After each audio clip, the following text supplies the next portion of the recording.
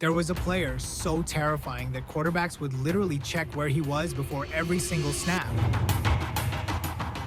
So dominant that the NFL had to change multiple rules just to stop him. And so legendary that 30 years after retirement, his name still makes grown men shiver. This is the story of Lawrence Taylor. There's Lawrence Taylor with one man trying to block him. It can't happen. One man cannot block Lawrence Taylor. The human wrecking ball who didn't just play football, he redefined what it meant to be unstoppable. But before we dive into how Lawrence Taylor became the most feared man in football history, let me ask you this. What if I told you that this monster of a linebacker almost never played defense? Yeah, you heard that right. Picture this. University of North Carolina, 1978. A 19-year-old Lawrence Taylor is playing offensive tackle. Yeah, offensive tackle. But here's where it gets crazy. During practice one day, the defensive coordinator is watching this kid absolutely demolish offensive players in drills. He pulls Taylor aside and says, "Son, have you ever thought about playing defense?" That single question changed the NFL forever. Within 2 years, Taylor had transformed from a decent offensive lineman into a defensive nightmare that college offenses couldn't handle. But college was just the warm-up. The real terror was about to be unleashed on professional football. Tonight, Lawrence Taylor's got that throttle open at about 200%. April 28, 1981, NFL Draft Day. And every general manager in the league is about to make the same mistake. The New Orleans Saints have the first pick. They need a linebacker. Lawrence Taylor is sitting right there, the most dominant defensive player in college football. Logical choice, right? Wrong. They draft George Rogers, a running back. Now, don't get me wrong, Rogers was good, but what happens next will haunt Saints fans for decades. The New York Giants, sitting at pick number 2, can't believe their luck. They snatch up Lawrence Taylor so fast it made your head spin. New York Giants, first-round selection, Lawrence Taylor, linebacker, North Carolina. And here's where the story gets absolutely insane.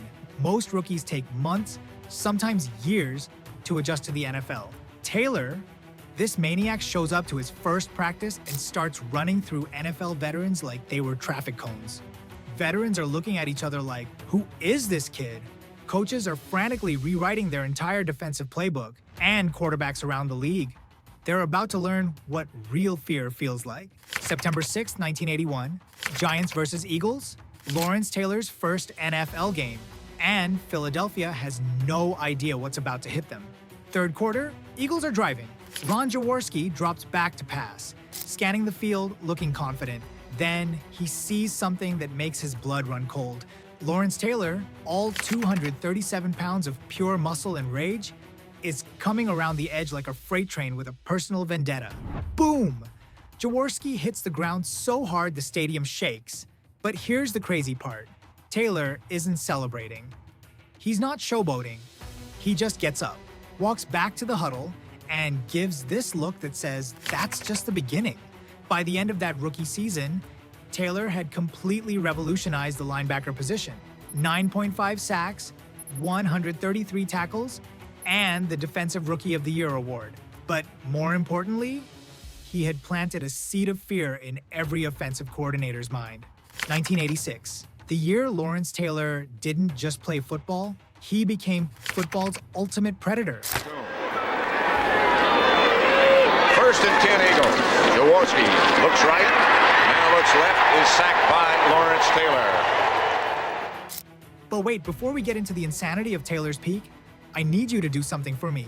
If you're enjoying this deep dive into NFL history, smash that like button. Seriously, it helps more than you know. And if you want more legendary NFL stories, subscribe and hit the bell. Because trust me, you don't want to miss what's coming next. Now, back to 1986. And this is where Lawrence Taylor does something that nobody saw coming. Picture this scenario. It's never happened before, and it's never happened since.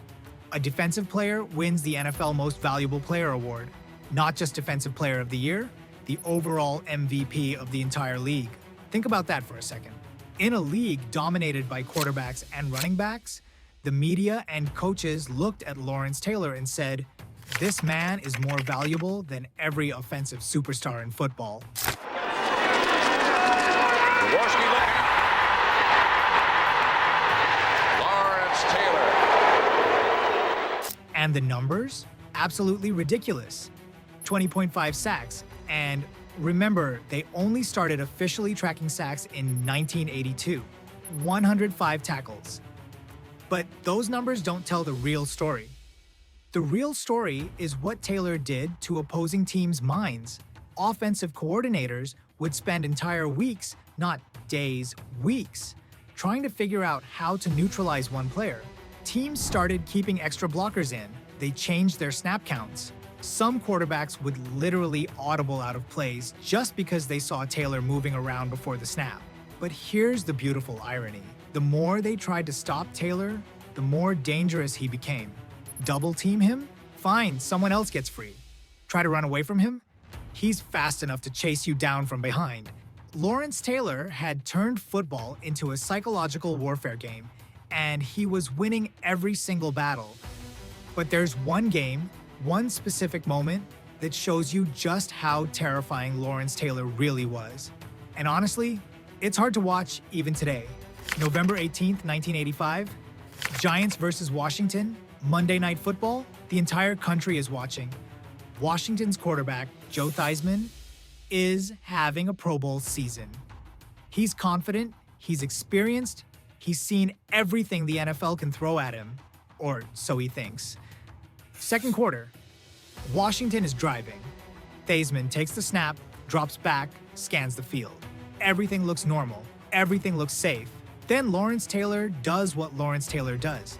He identifies the weakness in the protection, times his rush perfectly, and explodes toward Theismann like a guided missile. What happens next changes everything.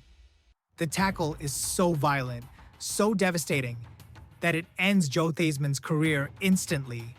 On live television, in front of millions of viewers. But here's what shows you the kind of person Lawrence Taylor was beneath all that terror.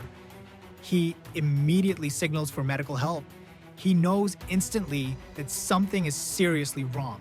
The human wrecking ball shows his human side. That play became legendary for all the wrong reasons. But it also proved something that every NFL player already knew. Lawrence Taylor wasn't just dangerous, he was capable of ending careers with a single hit. So what was the final impact of Lawrence Taylor's reign of terror? How did one man change an entire sport forever? First, the NFL literally rewrote the rulebook because of him. The league implemented new rules about hitting quarterbacks, about late hits, about unnecessary roughness, and most of them had Lawrence Taylor's fingerprints all over them. Second, he created an entirely new position archetype. Before Taylor, linebackers were run stoppers. After Taylor, every team wanted their own pass-rushing outside linebacker who could terrorize quarterbacks. Third, and this is huge, he changed how teams evaluate talent. Taylor proved that one defensive player could be more valuable than entire offensive units. That single insight revolutionized how general managers think about building teams. But maybe most importantly, Lawrence Taylor proved that fear is a legitimate football strategy. He got into opponents' heads before the game even started.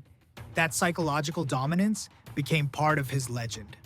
By the time he retired in 1993, Taylor had accumulated 132.5 official sacks, 10 Pro Bowl selections, and 2 Super Bowl championships. But those numbers don't capture the full story. The full story is that Lawrence Taylor didn't just play linebacker, he redefined what it meant to dominate a football field through pure will and terrifying skill. And here's my question for you. In today's NFL, with all the rule changes and player protections, could another Lawrence Taylor exist?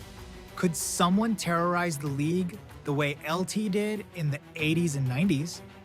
Drop your thoughts in the comments below. And if you want more deep dives into NFL legends who changed the game forever, you need to subscribe right now. Hit that notification bell because next week I'm breaking down another player who was so dominant, the league had to create new rules just to contain him. Until then, remember, In a league full of incredible athletes, Lawrence Taylor wasn't just great. He was inevitable. He was unstoppable.